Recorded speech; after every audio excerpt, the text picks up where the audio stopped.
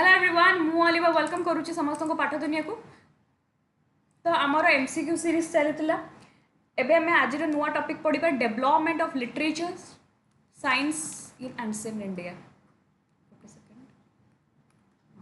Development of literature and science in ancient India यहाँ आज करवा। तापर नेक्स्ट क्लास रो आ रिलेटेड जी एमसीक्यू करवा सेटा सरला पर हमर एंशिएंट हिस्ट्री जी आम सिलेबस अच्छी सरीज तापर डायरेक्ट आम जा मेडिवल हिस्ट्री को। ठीक अच्छे तो ठीक अच्छे तो देख एठी देख मु बेसी तुम किसी आनी कहीं वेदोस रु देख सेमती कहते गले बहुत किसी अच्छी कि तुम आनी ये जाणी वेदोस एक एत क्वेश्चन आसेनि तो जो आमर बेसी क्वेश्चन आसो ना आम से जिनस को बेसी पढ़ा है। देख तथापि मुझे तुम टिके लिखिदे अल्प अल्प the Vedas are the oldest and the most sacred religious texts in ancient India. Veda हूँ बहुत पुराना ग्रंथ आम कहीपर religious texts they are known as Shruti. तो आम कहीपर वेद को आम आउ कौन कही था श्रुति। श्रुति माने जहाँ को आम शुणा आगुरी कौन करुले जड़े कहूले जड़े शुणुले माने कही कही माने मैंने कौन करुले शुणुले शुणी शुणी से मन रखुले meaning that what is hear जहाँ जहाँ शुणुले से सब कहे जे आगु कालर भी लोक मैंने विश्वास करुले जे शुणा शुणा शुणिकी जी जिन मन रखा निजे पढ़ा अपेक्षा शुणिकी बहुत जिन भितर मन रखी था से एबेका आगुरु भी लोक मैंने कौन कहते आगुरु लोक आगुरु माने जो एंशिएंट टाइम भी से शुणुले से डिबेट करुले माने जेटा कि जड़े कहूला गोटे टॉपिक रे आउ किसी जन शुणुले तो से जो वेदोस को मध्य कौन कहुला श्रुति जोटा कि शुणी शुणी से मन रखुले and because they well pass orally from teacher to student teacher कहे छुआ मैंने शुणे बिफोर बीइंग राइटन डाउन एबे कौन हम एबे टीचर में एबे जमती कि पूर्व क्लास गोटे काली मोर गोटे क्लास थिला मु हिस्ट्री पढ़ाऊली हिस्ट्री पढ़ाऊली कौन टॉपिक पढ़ाऊली सातवाहन डायनेस्टी में पढ़ाऊली नहीं सॉरी मु पढ़ाऊली कुषाण डायनेस्टी तो पढ़ाऊँ तो आग लाइन गोटे पिला तार कंटिन्यू मु देखे से कौन करे कंटिन्यू कौन करे तार बसिकी लिखे किसी पिला जड़े जड़े दी जन बस कौन करती लिखती आगर नुहे एमती मु देखे किसी जन अच्छा दी तीन जन से लिखती जितेबाला मुझे पचारे से देखे से लिखती कंटिन्यू तो मुझे जापर कि से फास्ट लिखार व्यस्त जे पीपीटी आगे लिखा आगे लिखा किंतु एंशिएंट टाइम कौन होता जे आगुरी से कौन करुले लिखा तो पचर कथा आगे शुणुले तेणु वेद कहले कौन ना ओजे आमे श्रुति से तुमको एबे भी कहूँ देख आग काल जब से यूज करुले ये कथाटा तुम एबे भी आम यूज करवा तुम जिते शुणव जिते तुम ग्रुप डिस्कशन कर एसएसबी टीजेटी आसूची माने कंपटीशन लेवल से टफ हम माने जिते बर्तमान ग्रुप डिस्कशन कर यूट्यूब रो क्लास कर से सब क्लास को बार बार बार बार शुणव रिकॉल करिवो रिविजन करिवो खाली पाठ पढ़िले हेनी है सेमती हेल्ले आम तो माइंड सब जिन मन रही जाता है। तापर देख टाइप्स ऑफ वेद देख मुझे डेस्क्राइब करेनि क्वेश्चन आसेनि तथापि मुझे कहीदे ऋग्वेद सामवेद यजुर्वेद अथर्वेद यहाँ हूँ आम चार प्रकार वेद रहा पुणी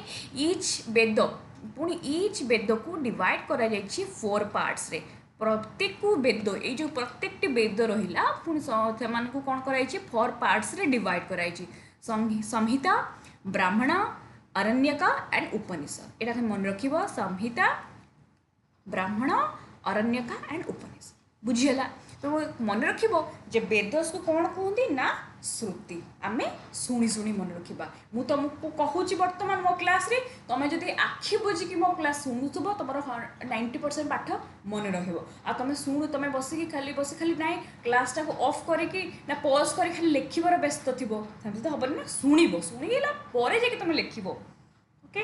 तापर देख लिटरेचर मरियनिज्म युवा इंपोर्टाट युवा आम पढ़ा लिटरेचर से कौन कौन सब बही सब किए लिखी मरियन टाइम मरियन जोटा कि मौर्य शासन कहवा देख मुझे तुम सब कहे मरियन एज रे फाउंडर किए थे रिविजन करदे टे फाउंडर थे आमर चंद्रगुप्त मौर्य है। अच्छा पुओ किए थे ना बिंदुसार ତାଙ୍କ ପରେ କିଏ ଥିଲେ ନା ଅଶୋକ। ଯଦି ପରୀକ୍ଷାରେ ପଚାରିବ ଯେ ମୌର୍ଯ୍ୟାନ୍ ଡାଇନେଷ୍ଟିର ଫାଉଣ୍ଡର କିଏ ଥିଲେ, ସେ ହେଉଛି ଚନ୍ଦ୍ରଗୁପ୍ତ ମୌର୍ଯ୍ୟ। ଯଦି ପଚାରିବ ମୌର୍ଯ୍ୟାନ୍ ଡାଇନେଷ୍ଟିର ଗ୍ରେଟେଷ୍ଟ ରୁଲର କିଏ ଥିଲେ, ସେ ହେଉଛନ୍ତି ଅଶୋକ। ବୁଝିହେଲା? ହେଲା ଅଶୋକ ହେଲା। ତାପରେ ଦେଖ କୌଟଲ୍ୟ। କୌଟଲ୍ୟ କ'ଣ ବା ଆମେ ଯାହା କହିଥାଉ ଚାଣକ୍ୟ ବା ବିଷ୍ଣୁଗୁପ୍ତ। କୌଟଲ୍ୟଙ୍କର ଅନ୍ୟ ନାମ ଚାଣକ୍ୟ বা বিষ্ণুগুপ্ত। সে କ'ଣ ଲେଖିଥିଲେ ଅର୍ଥଶାସ୍ତ୍ର। ହେଲା ମନେ ରଖିବ, ସେ ଲେଖିଥିଲେ ଅର୍ଥଶାସ୍ତ୍ର। ମେଗାସ୍ତେନ୍ ଲେଖିଥିଲେ କ'ଣ ନା ଇଣ୍ଡିକା। ମେଗାସ୍ତେନ୍ ଯେଉଁ ବୁକ୍ଟା ଲେଖିଥିଲେ ଇଣ୍ଡିକା, ଏଇଟା ପଡ଼ିବ ଯେ ମେଗାସ୍ତେନ୍ ଲେଖିଥିଲେ ଇଣ୍ଡିକା କାହା ଟାଇମ୍ରେ ନା ମୌର୍ଯ୍ୟାନ୍ ଏଜ୍ ଟାଇମ୍ରେ। କୌଟଲ୍ୟଙ୍କର ଅନ୍ୟ ନାମ କ'ଣ ଥିଲା, ଚାଣକ୍ୟ ଥିଲା ବା ଆମେ କହିପାରିବା ବିଷ୍ଣୁଗୁପ୍ତ। ବିଷ୍ଣୁଗୁପ୍ତ ओके से कौन लिखिले अर्थशास्त्र लिखिले। बुझीगला। अच्छा तापर आ गोटे Shunga age and Kushan age है तांको समय किए कौन लिखिले लिटरेचर। शुंग एज रे मन रख पतंजलि लिखिले महाभाष्य। तेणु पढ़ो जदि महाभाष्य किए लिखिले पतंजलि एंड आउ गोटे पाणिनि लिखिले ग्रामर। पाणिनि आम पढ़ी था ग्रामर है। यहाँ कौ टाइम लिखाई यहाँ आमर शुंग टाइम लिखाई शुंग पीरियड रे है। शुंग शुंग जदि पढ़ो शुंग डायनेस्टीर फाउंडर किए फर्स्ट सी हूँ पुष्यमित्र शुंग। पुष्यमित्र शुंग आ जदि पढ़ो जे तुम मौर्यन डायनेस्टीर लास्ट रूलर किए थे, लास्ट रूलर बृहद्रथ। बृहद्रथ होती तुम लास्ट रूलर थे। तापर शुंग डायनेस्टी स्टार्ट होता। तापर शुंग डायनेस्टीर से पतंजलि लिखिले कौन महाभाष्य एंड पाणिनि लिखिले ग्रामर। तापर हूँ आम पढ़ा कुषाण पीरियड है। कुषाण पीरियड देख कुषाण पीरियड समय किए कौन लिखिले अश्वघोष। ये कौन लिखिले बुद्ध चरित है। बुद्ध चरित गला। तापरे गला सौंदर नंद ये लिखिले नागार्जुन है। ना गुड़ा टे तुमको लगे प्रोनाउंसिएशन टे डिफिकल्ट लगे थोड़े दी थर पढ़े तुम मन रख गला। तापर से पुणी तुम कुषाण टाइम रे लिखिले चरक लिखिले कौन ना चरक संहिता। संहिता चरक संहिता है। ये तो गला आमर कुषाण पीरियड शुंग एज रो। तो बुझीगला मौर्यन एज रे जमती चाणक्य अर्थशास्त्र, मेगास्तेन इंडिका। शुंग एज रे पुणी लिखिले पतंजलि महाभाष्य, पाणिनि ग्रामर। तापर अश्वघोष लिखिले आमर कुषाण पीरियड रे बुद्ध चरिता। तापर सौंदर नंद लिखिले नागार्जुन है। यहाँ हूँ कुषाण पीरियड रे। बुझीगला कुषाण पीरियड रे। तापर चरक लिखिले चरक संहिता।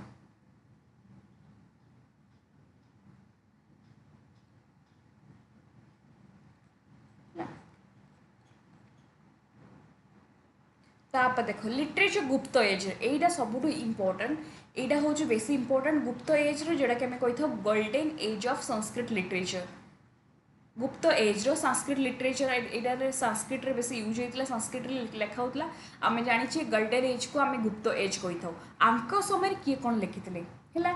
आंक समय पड़े तुम कालिदास क्या समय लिखिले। कालिदास कौन कौन लिखिले बेसी तुम गुप्त एजटा बेसी पड़े है। मुझे लिखी तुम देख कालिदास लिखिले अभिज्ञान शाकुंतलम। ये परीक्षा यहाँ पड़े किए कौन लिखिले अभिज्ञान शाकुंतलम, मेघदूत, रघुवंशम है, कुमार संभव। तापर विशाख दत्त, मुद्रा राक्षस। मुद्रा राक्षस है तो प्रोनाउंसिएशन टे अलग रख।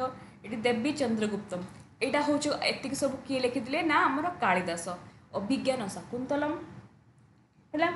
मालविकाग्निमित्रम भी लिखिले। मेघदूत, रघुवंशम, तापर कुमार संभव, विशाख दत्त, मुद्रा राक्षस, तापर देवी चंद्रगुप्तम है। आउे मालविकाग्निमित्रम गला। तापर हूँ शूद्रक। शूद्रक कौन लिखिले मृच्छकटिक।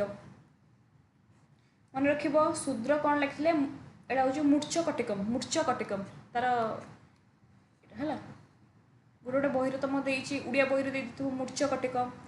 तार मिर्चा कटिकम ए गोटे बही तुम दे देछि तो मन रखियो शूद्र को कौन लिखिले मिर्चा कटिकम भारबी कौन लिखिले किटदैट जूनियर तापर देखो अमर कष कौन लिखिले अमर कषा सॉरी अमर सिंह कौन लिखिले अमर कषा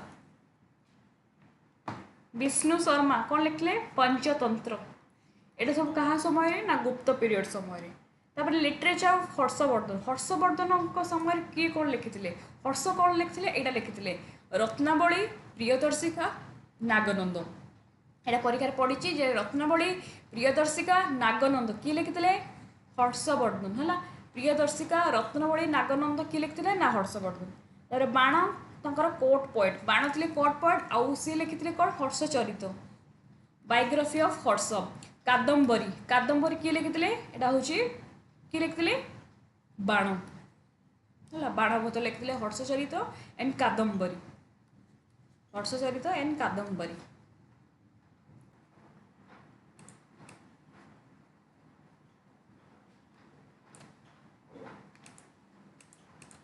Development of science technology during Gupta period.